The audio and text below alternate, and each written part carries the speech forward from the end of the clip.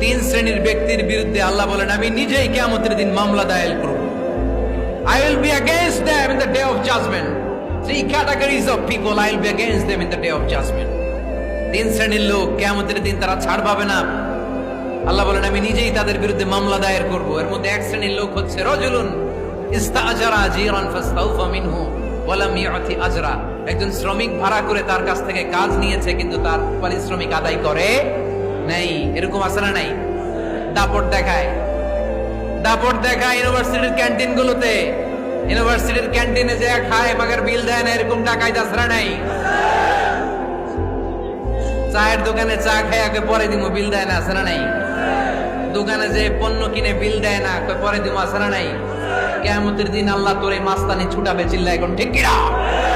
আনা খাসমুহুম, আমি নিজেই তাদের বিরুদ্ধে মামলা দায়ের করব। কথাটা কার?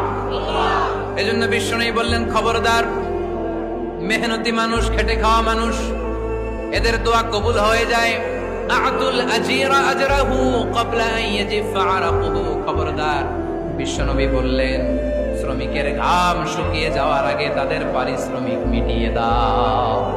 বিশ্বনবীর বিখ্যাত হাদিস, আতুল আজিরা আজরাহু ক্বাবলা আন ইয়াজিফা আরাকুহু। শ্রমিকের ঘাম মাটিতে লাগার আগে, শুকিয়ে যাওয়ার আগে তাদের পারিশ্রমিক মিটিয়ে দাও। কেননা তারা যদি বদদোয়া করে তোমার জীবনকে জাহান্নাম বানিয়ে দিবে কে?